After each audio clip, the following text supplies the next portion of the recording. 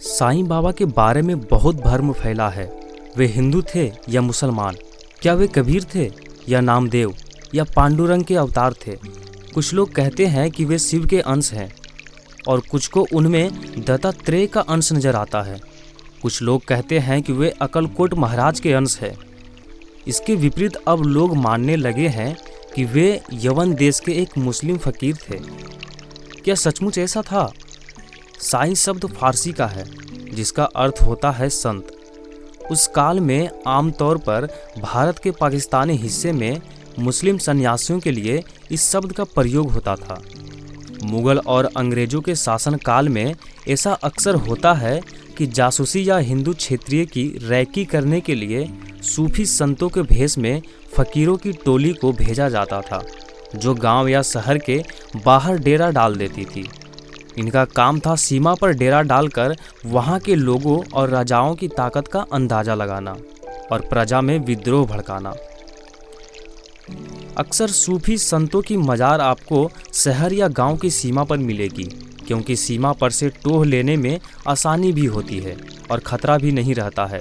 चूँकि हिंदुओं के मन में प्राचीन काल से संतों के प्रति श्रद्धा और विश्वास सिखाया गया है, तो वे किसी भी संत पर सवाल नहीं उठाते और उसे संदेह की दृष्टि से नहीं देखते थे। खासकर गांव की भोली भाली जनता तो संतों की तरह कपड़े पहनने लगे लोगों पर सहज ही विश्वास कर उसके चरणों में झुक जाती है। ये कथित संत आजीवन यहीं रहकर एक तरह जासूसी का कार्य करते हैं तो दूसरी ओर धर्म का काम। साईं शब्द फारसी का है जिसका अर्थ होता है संत। उस काल में आमतौर पर भारत के पाकिस्तानी हिस्से में मुस्लिम सन्यासियों के लिए इस शब्द का प्रयोग होता था। शिरडी में साईं सबसे पहले जिस मंदिर के बाहर आके रुके थे, उसके पुजारी ने उन्हें साईं कहकर ही संबोधित किया था। मंदिर के पुजारी को वो मुस्लिम फकीर ही नजर आए, तभी तो उन्होंने उन्हें साईं कहकर पुकारा। साईं ने यह कभी नहीं कहा कि सबका मालिक एक है। साईं सच्चरित्र के अध्याय 4-5-7 में इस बात का उल्लेख है, वे जीवन भर सिर्फ अल्लाह मालिक है यही बोलते रहे।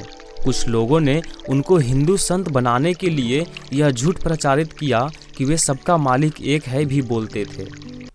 यदि वे एकता की बात करते थे तो कभी यह क्यों नहीं कहा कि राम मालिक है या भगवान मालिक है। कोई हिंदू संत सिर पर कफन जैसा नहीं बांधता, ऐसा सिर्फ मुस्लिम फकीर ही बांधते हैं। जो पहनावा साईं का था वह एक मुस्लिम फकीर का ही हो सकता है। हिंदू धर्म में सिर पर सफ़ेद कफन जैसा बांधना वर्जित है। या तो जटा रखी जाती है या किसी भी प्रकार से सिर पर बाल नहीं होते। साईं बाबा ने रहने के लिए मस्जिद का ही चयन क्यों किया? वहाँ और भी स्थान थे, लेकिन वे जिंदगी भर मस्जिद में ही रहे। मस्जिद के अलावा भी तो शिरडी में कई और स्थान थे जहाँ वे रह सकते थे। मस्जिद ही क्यों? भले ही मंदिर में ना रहे तो नीम के वृक्ष के नीचे कुटिया ही बना लेते। उनके भक्तों तो इसमें उनकी मदद कर ही देते। साईं सच्चरित्र के अनुसार साईं बाबा पूजा पाठ, ध्यान, प्राणायाम और योग के बारे में लोगों से कहते थे कि इसे करने की कोई ज़रूरत नहीं है। उनके इस प्रवचन से पता चलता है कि वे हिंदू धर्म विरोधी थे। साईं बाबा का मिशन था लोगों में एक श्रवद के प्रति विश्वास पैदा करना, उन्हें कर्मकांड, ज्योतिष आदि से दूर रखना। मस्जिद से बर्तन मांगकर वे मौलवी से फतिहा पढ़ने के लिए कहते थे। इसके बाद ही भोजन की शुरुआत होती थी। उन्होंने कभी भी मस्जिद में गीता पाठ नहीं करवाया या भोजन कराने में पूर्व श्री गणेश करो ऐसा भी नहीं कहा। यदि वे हिंदू मुस्लिम एकता की बात करते थे तो फिर दोनों ही धर्मों का सम्मान करना चाहिए था। साईं को सभी यवन मानते थे। वे हिंदुस्तान के नहीं अफगानिस्तान के थे, इसलिए लोग उन्हें यवन का मुसलमान कहते थे। उनकी कद काठी और डील डोल यवनी ही था। साईं सच्चरित्र के अनुसार एक बार साईं ने इसका जिक्र भी किया था। जो भी लोग उनसे मिलने जाते थे उन्हें मुस्लिम फकीर ही मानते थे, लेकिन उनके सिर पर लगे चंदन को देखकर लोग भ्रमित हो जाते थे।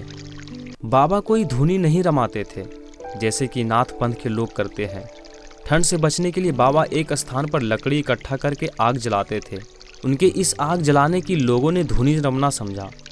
चूँकि बाबा के पास जाने वाले लोग चाहते थे कि बाबा हमें कुछ ना कुछ दे, तो वे धुनी की राख को ही लोगों को प्रसाद के रूप में दे देते थे।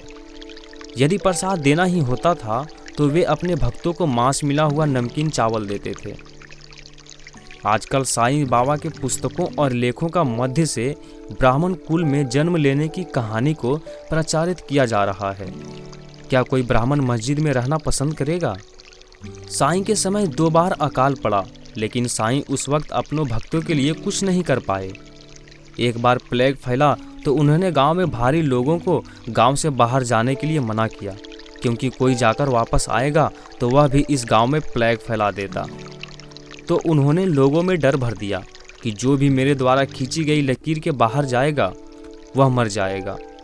इस डर के कारण भोली भाली जनता गांव से बाहर नहीं गई और लोगों ने इसे चमत्कार के रूप में प्रचारित किया कि साईं ने गांव की प्लेग से रक्षा की। प्लेग उनके गांव में नहीं आ सका। साईं के पास कई ऐसे लोग आते जाते थे जो उन्हें बाहर की दुनिया का हालचाल बता देते थे। साईं का जन्म 1830 में हुआ, पर इन्होंने आज़ादी की लड़ाई में भारतीयों की मदद करना जरूरी नहीं समझा, क्योंकि वे भारतीय नहीं थे।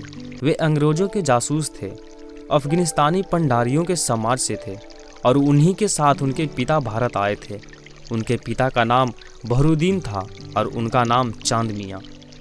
साईं के विरोधी साईं चरित्र में उल्लेखित घटना का उदाहरण देते हुए कहते हैं कि 1936 में हरि विनायक साठे ने अपने साक्षात्कार में नरसिम्हा स्वामी को बोला था कि बाबा किसी भी हिंदू देवी देवता या स्वयं की पूजा मस्जिद में करने नहीं देते थे, ना ही मस्जिद में किसी देवता के चित्र वगैरह लगाने देते थे। एक बार उन्होंने शिवरात्रि के अवसर पर बाबा से पूछा कि वे बाबा की पूजा महादेव या शिव की तरह कर सकते हैं, तो बाबा ने साफ इनकार कर दिया, क्योंकि वे मस्जिद में किसी भी तरह के हिंदू तौर तरीकों का विरोध करते थे। फिर भी साठे साहेब और मेघा रात में फूल, बेलपत्र, चंदन लेकर मस्जिद की सीढ़ियों पर बैठकर चुपचाप पूजा करने लगे। तब दात्य पाटिल ने उन्हें देखा तो पूजा करने के लिए मना किया। उसी वक्त साईं की नींद खुल गई और उन्होंने जोर जोर से चिल्लाना और गालियां देना शुरू कर दिया, जिससे पूरा गांव इकट्ठा हो गया और उन्होंने साठे और मेघा को खूब फटकार लगाई। साईं सचरित्र साईं भक्तों और शिरडी साईं संस्थान द्वारा बताई गई साईं के बारे में सबसे उचित पुस्तक है। पुस्तक के पेज नंबर 17, 18, 29, 40, 58, 78, 120, 150, 174 और 183 पर साईं ने अल्लाह मालिक बोला ऐसा लिखा है।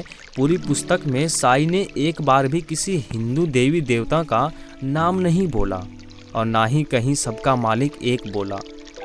साईं भक्त बताए कि जो बात साईं ने अपने मुंह से कभी कही ही नहीं, उसे साईं के नाम पर क्यों प्रचारित किया जा रहा है।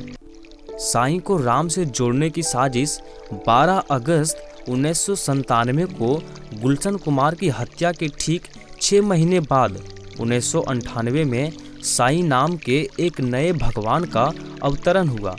इसके कुछ समय बाद 28 मई 1999 में बीवी नंबर 1 फिल्म आई, जिसमें साईं के साथ पहली बार राम को जोड़कर ओम साई राम गाना बनाया गया था।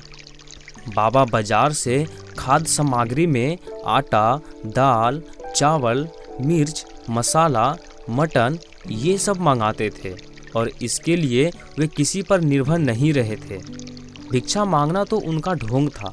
बाबा के पास घोड़ा भी था। शिरडी के अमीर हिंदुओं ने उनके लिए सभी तरह की सुविधाएं जुटा दी थी। उनके कहने पर ही कृष्णा माई गरीबों को भोजन करवाती थी, मस्जिद में साफ सफाई करती थी और सभी तरह की देखरेख का कार्य करती थी। साईं मेघा की ओर देखकर कहने लगे, तुम तो एक उच्च कुलीन ब्राह्मण हो और मैं बस निम्न जाति का यवन, इसलिए तुम्हारी जाति भ्रष्ट हो जाएगी, इसलिए तुम यहाँ से बाहर निकलो। एक एकादशी को उन्होंने पैसे देकर केलकर को मांस खरीदते लाने को कहा। बाबा ने एक ब्राह्मण को बलपूर्वक बिरयानी चखने को कहा। साईं सच्चरित्र अनुसार साईं बाबा गुस्से में आते थे और गालियां भी बकते थे। ज़्यादा क्रोधित होने पर वे अपनों भक्तों को पीट भी देते थे। बाबा कभी पत्थर मारते और कभी गालियां देते। बाबा ने स्वयं कभी उपवास नहीं किया और ना ही उन्होंने किसी को करने दिया। मुझे इस झंझट से दूर ही रहने दो, मैं तो एक फ़कीर हूँ, मुझे गंगा जल से क्या प्रयोजन। साईं बाबा का स्थान आज हिंदुओं में श्री राम व श्री कृष्ण के तुल्य समझा जाता है। इसमें कोई दो रे नहीं कि लाखों श्रद्धालुओं की मन्नतें शिरडी वाले साईं बाबा ने पूरी की है, परंतु इन मन्नतों के पूरे होने का असली कारण साईं बाबा अथवा उनकी मजार नहीं, कुछ और ही है। लोगों की छोटी छोटी समस्या होती है, जैसे लड़ाई झगड़े और नौकरी ना लगना। अब 10 लोग साईं बाबा से इन चीज़ों की मन्नत मांगते हैं, कुछ 2-3 लोगों की पूरी हो जाती है। खुद से तो लोग इसको साईं के चमत्कार का नाम दे देते हैं, और जिनकी नहीं होती है तो बोल देते हैं समय ही खराब है। आज भारत भर में साईं की पूजा होती है। साईं भजन व आरती दिन रात मंदिरों में चलती है। शिरडी में साईं मंदिरों की धूम मची हुई है।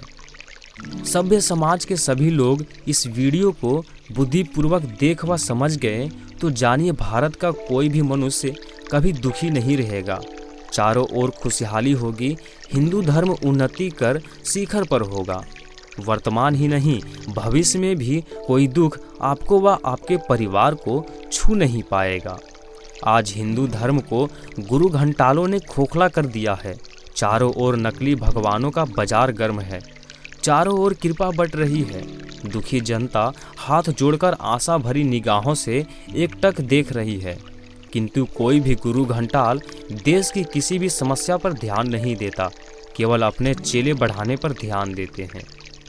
दोस्तों, उम्मीद है कि ये वीडियो आपको काफ़ी पसंद आई होगी। वीडियो पसंद आई है तो इसे अभी लाइक करें और साथ ही चैनल को सब्सक्राइब करें और बेल आइकन को जरूर प्रेस करें ताकि आने वाली वीडियो की अपडेट्स आप मिस ना कर सकें। मिलते हैं अगली वीडियो में, तब तक के लिए जय महाकाल।